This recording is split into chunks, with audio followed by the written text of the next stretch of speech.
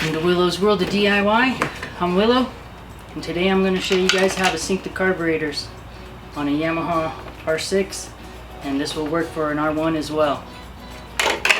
Let's get to it.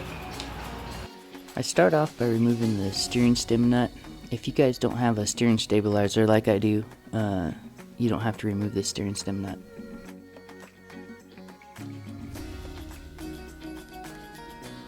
Now I'm removing the two front tank hold down bolts.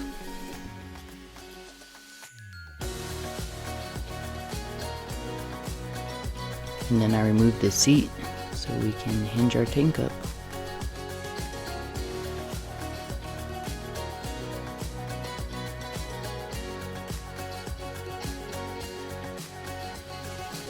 Now I'm removing the vent and overflow tubes.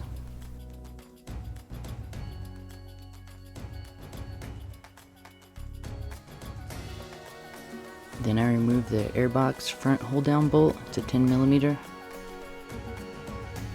And then I remove the breather and loosen the 4 airbox to carburetor clamps.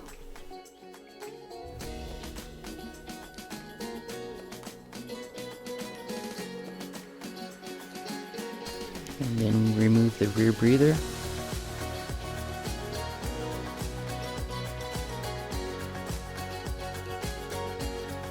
Now I'm removing the 2 forced air induction tubes, and I just squeeze the tubes to get them to disconnect from the airbox. And then pull the airbox up a little and remove the lower breathers, and disconnect the breather canister. And now we can remove the airbox. You don't have to remove the airbox to sync the carburetors, but I'm doing it just so I can show you guys exactly where you got to make your adjustments and so you can see better. Now I'm locating the 4 vacuum lines. You have to pull back the rubber heat shielding to get to them, and you'll notice that these are the correct lines. They have the aluminum spacer in between the lines.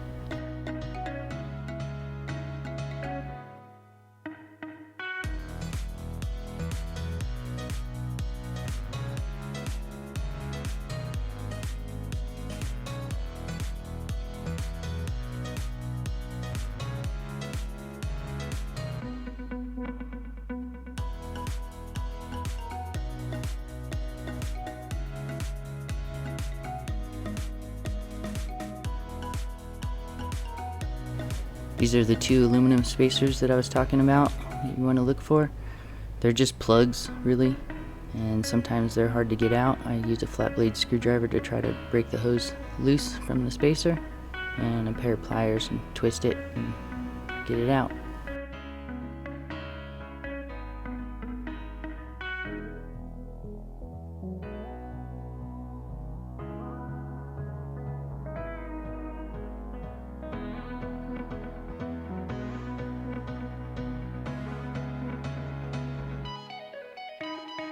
Now we have access to our 4 vacuum lines.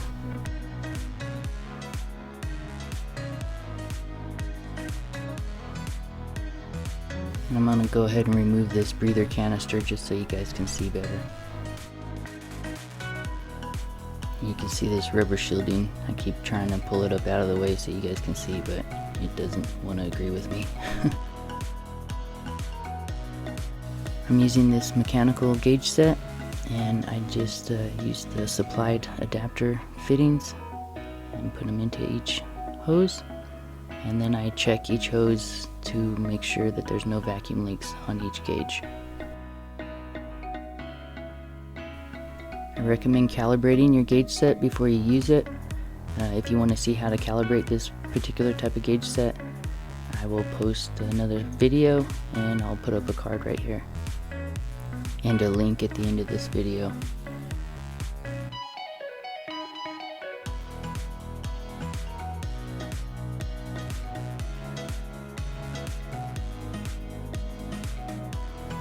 Now we can get the gauge set connected up to the motorcycle. I put in the 2 tank bolts back into place, just so this gauge set has a place to rest without sliding down. And then I hook up all the vacuum lines. Make sure your first gauge goes to your first carburetor, second gauge to the second carburetor, third gauge to the third carburetor, fourth gauge to the fourth carburetor.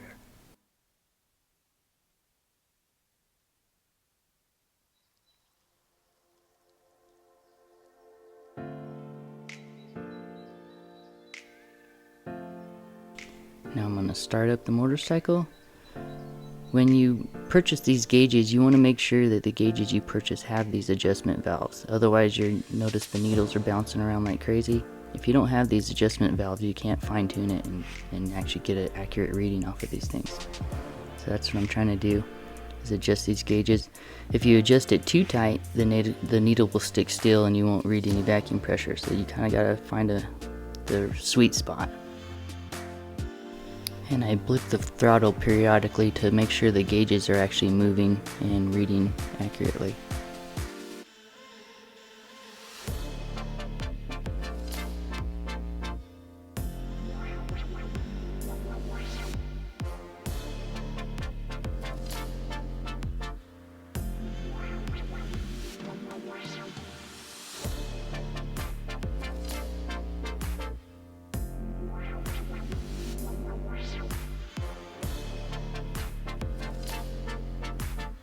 You want to start off by adjusting carburetor 1 and carburetor 2. I'm using a flat blade screwdriver, and I'll show you later in the video exactly where I'm making my adjustments.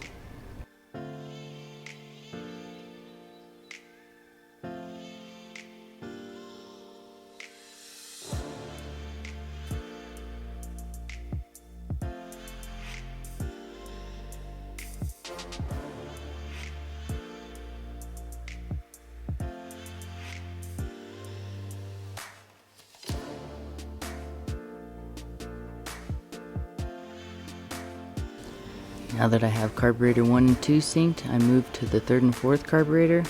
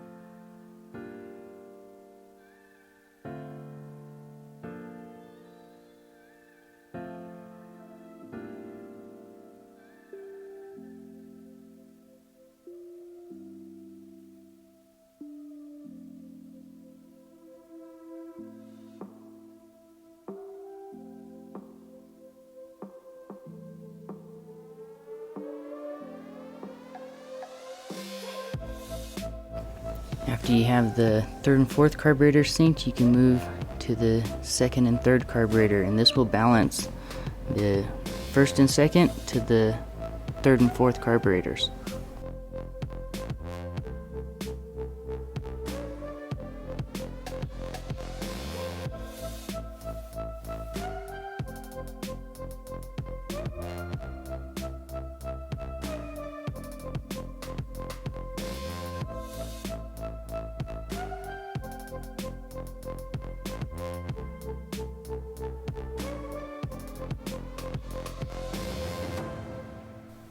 Make sure you blip the throttle to check and make sure all your gauges are working and that the vacuum pressure is level on each gauge.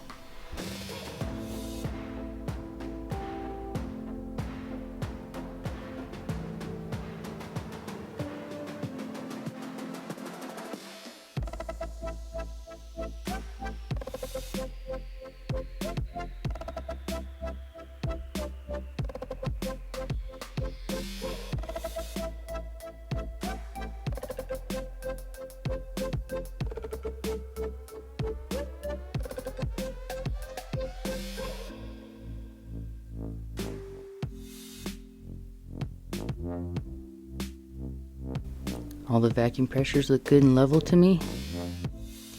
Alright, so this is where I'm making my adjustments. This is in between the third and fourth carburetor. You can see right down in the middle, there's like springs.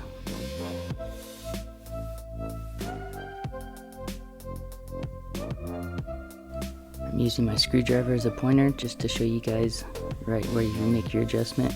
It's a flathead screw. And you can't make the adjustment with the screwdriver from this angle. You gotta come in from the back of the bike to access that screw. But I'm just using the screwdriver as a pointer just to show you guys. This is the adjustment for the second and third carburetor. It's right in the middle of the carburetors, just the same as the other one.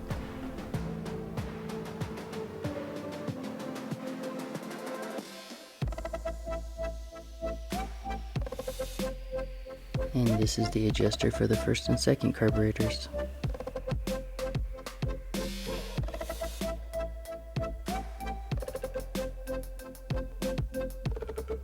And you want to make sure that you adjust the first and second carburetors first, then the third and fourth, then the second and third, in that order. And I'm just using this small flathead screwdriver to make my adjustments. Now that the carbs are synced, I'm just connecting the gauge set and getting everything all hooked back up.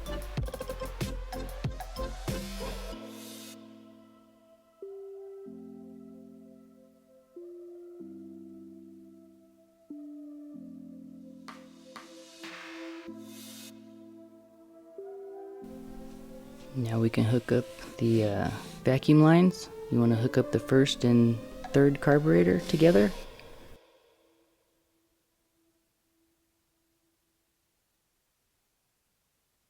And hook up the second and fourth carburetor lines together using the aluminum vacuum line plugs that we removed. Those little pinch clips tend to slide down the vacuum lines, and sometimes they're kind of a pain in the butt to get back up.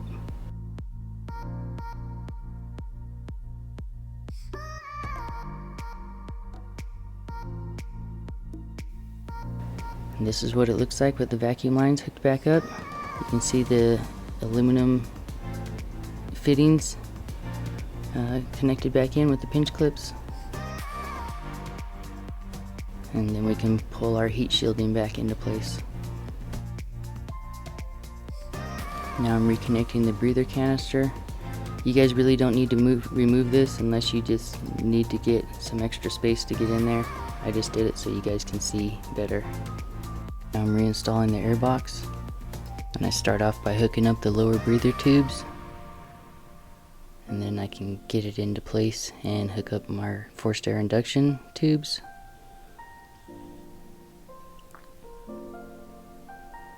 And then connect our breather canister and our top breather hose and the rear breather hose.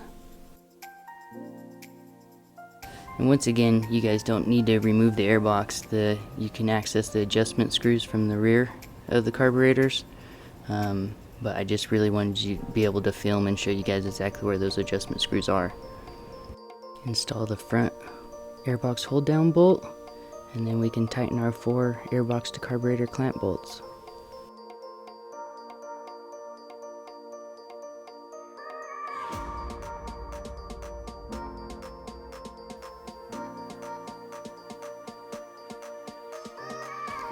And I use this 17-inch long breaker bar just to prop the tank up.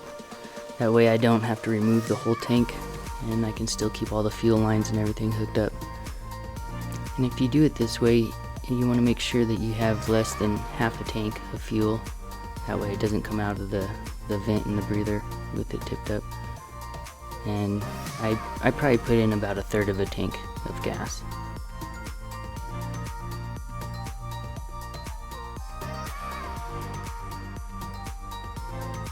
Now I'm reconnecting the vent and overflow tubes.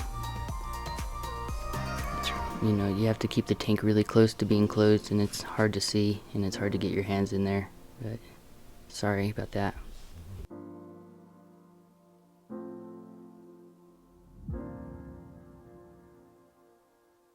Now I'm reinstalling my steering stabilizer. If you don't have one, just reinstall the 2 front tank bolts.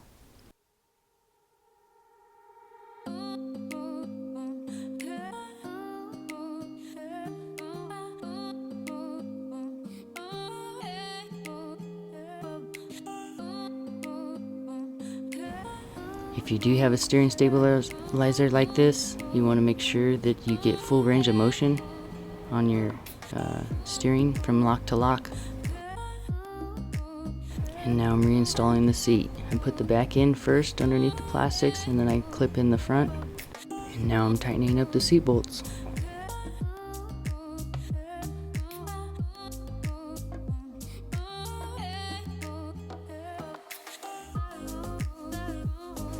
After synchronizing the carburetors, my idle level came down, and you might have to, depending on how far out of whack your carburetors are, you might have to adjust your idle up while you're syncing the carburetors.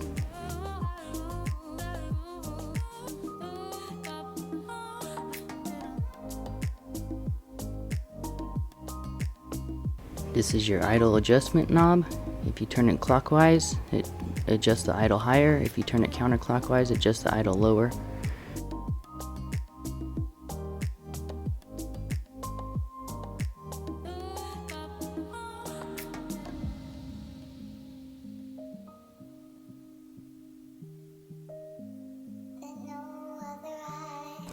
And your idle should be between 1250 to 1350 RPMs.